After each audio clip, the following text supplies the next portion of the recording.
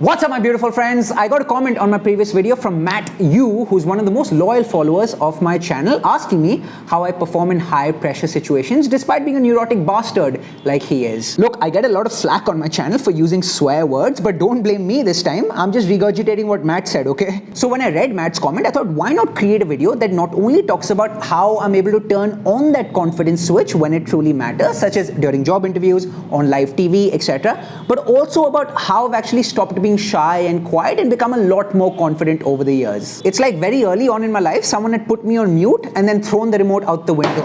But I worked hard to find that remote again and then unmute myself through the steps that I'll outline in this video. And I have absolutely no doubt that the steps that I talk about will help you during job interviews, in any type of social setting, during conversations with your friends, acquaintances, work colleagues, as well as while talking to people you're meeting for the first time. Not just that, it'll also give you the confidence to smash the like button. Point number one, you have to come out of your comfort zone. Death and social humiliation constitute the two most basic fears, which is why humans bend over backwards to avoid both. But think about it. If you aren't willing to take on the risk of embarrassment that's associated with coming out of your comfort zone, why should you deserve the rewards that are present outside of your comfort zone? There ain't no such thing as a free lunch, baby. Personally speaking, the only thing that made spending a fortune to do my bachelor's in America worth it was the fact that I was forced to come out of my comfort zone, knowing that my parents were spending $40,000 every single year on my education, lit a fire under me. While in America, I could have very easily chosen to simply interact and mingle with my fellow Indians, but that's something I could have experienced going to college in India as well, and that too while spending a very tiny fraction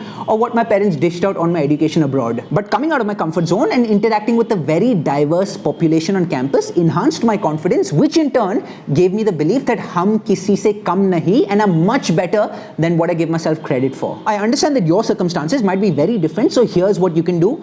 Start by speaking up more at work and in social settings. If you've been given a seat at the table, say something, even if that means saying one sentence, even if that means saying a pre-prepared line or asking a pre-prepared question. I used to do this all the time, as I'm sure everyone who's gone from underconfident to confident has, and if they tell you that they haven't, they're lying to you through the skin of their teeth. Pre-prepared lines are better than no lines at all, and as you gradually build confidence through the use of pre-prepared lines and questions, you'll automatically be able to talk a lot more extemporaneously and spontaneously as well. You should also try to engage in small talk with strangers. Start a conversation with someone you see at the gym every day but have never spoken with. The same applies when you encounter someone in your office pantry or near the coffee machine or anywhere really. Even if it's awkward and you end up making a fool out of yourself, take heart from the fact that you'd rather be a fool than someone who isn't even playing the bloody game. I've used this Carl Jung quote multiple times in the past, but I'm going to use it again.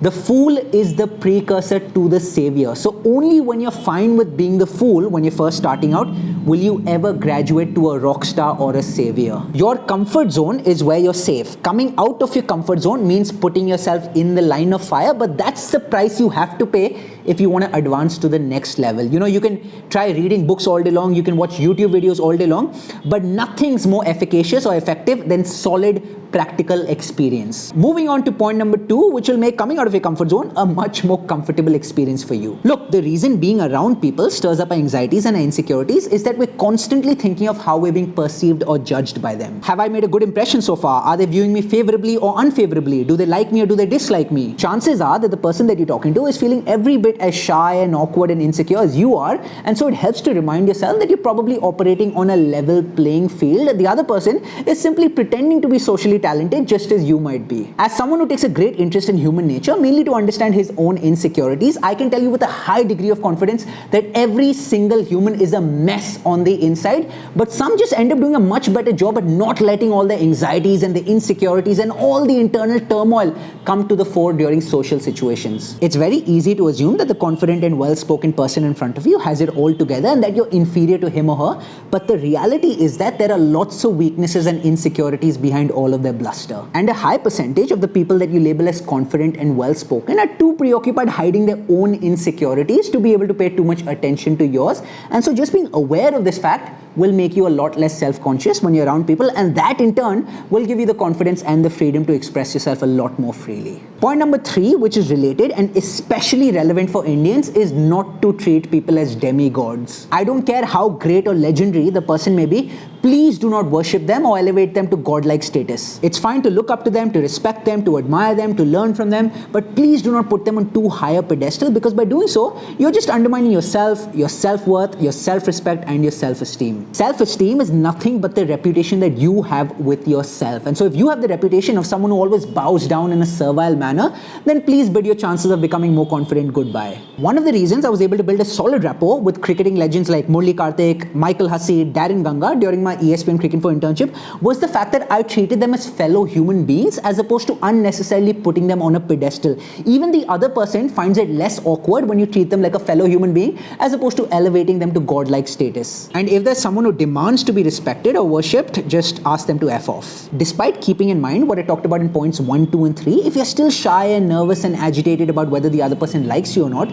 there's nothing that's easier than getting the other person to talk about himself or herself. All you have to do is smile, ask them questions about themselves, and then listen as if you cared. Look, nearly every single person loves to talk about himself or herself, and they all appreciate a sympathetic listener. So smile, keep your body language open, ask questions, and listen. By far the easiest way to get someone to like you, and I say that because this way entails minimal talking. Screenshots of some messages I've received from people I've interviewed as part of my job. I honestly laughed the first time I read those messages, because I swear to God, the only thing that I did during those conversations was be genuinely interested in knowing more about the other person, after which I just sat back, relaxed, and was a patient listener. I swear I could have done all of that in my sleep. Point number 5 talks about another simple trick that you can use to boost your confidence in a matter of seconds. In situations in which you're finding it hard to muster up confidence from within, think about how a specific confident person that you look up to would act if he or she were in your shoes. As you probably already know by now, that I do live shows for the company for which I work nearly every single day, but I'd be lying to you if I said that I'm brimming with confidence every single day. But just thinking about certain confident people that I look up to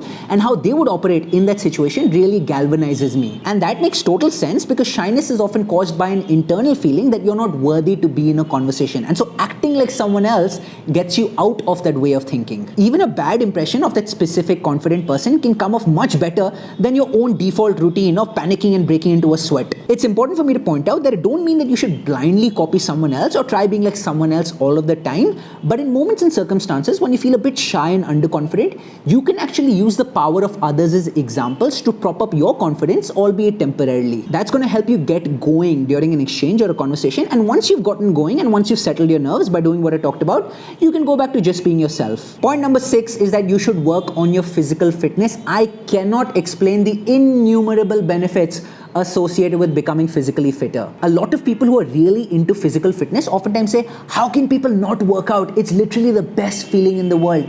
And as someone who used to be overweight, bordering on obese, and then became a whole lot fitter, I don't quite agree with that sentiment, only because until I actually started working out consistently, I just didn't know what I was missing out on when I never used to work out, and when all I used to do in college was study, smoke weed, and eat Taco Bell and pizza for breakfast, lunch, and dinner. If I had to pick one thing that's had the most positive impact on my life, it's developing an exercise habit, because this exercise habit has helped me develop lots of other positive habits in my life, and that's precisely the reason exercise is known as a keystone habit, because it has the power to unlock many other positive changes and habits in your life. In my previous video, I'd even talked about how exercise is what pacifies me when I feel anxious when I wake up in the morning. Sometimes just doing 20 to 30 push-ups right before going on air acts as a real shot in the arm or a confidence boost. You know, that feel-good factor that people love to experience?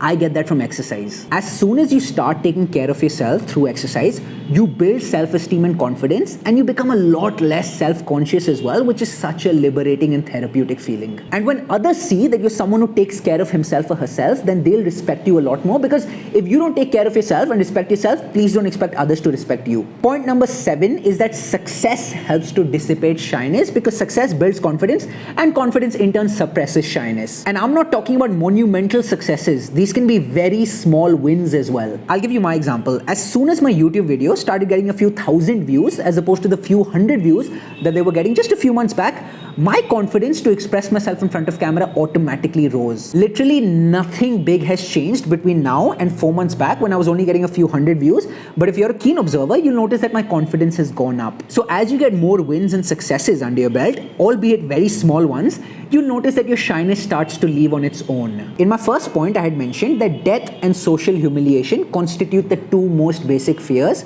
However, you can actually use death to dispel the fear that stems from being socially humiliated or embarrassed. Just reminding myself that we're all going to die one day, and who knows when that day could be, really equips me with the confidence and the courage to go for it as opposed to be tentative or hesitant. Meditating on the brevity of life and the inevitability of death also reminds me not to take myself all that seriously and to dissolve the ego. Because as soon as you dissolve the ego or your sense of self, you won't fear being embarrassed all that much. It's only when you have too strong a sense of self that you take yourself too seriously and are afraid that you're going to make a fool out of yourself. And so by diminishing your sense of self, do you actually experience the psychological safety to express yourself confidently as opposed to being shy and staying quiet and mum for fear of being embarrassed. In conclusion, I'll say that there is a confidence spectrum. You go from underconfidence to fragile confidence to robust confidence to anti-fragile confidence. You know what underconfidence is? Fragile confidence is when your confidence is shaky or volatile. Robust confidence is when your confidence remains the same or remains unshaken in the face of a predicament or a precarious situation.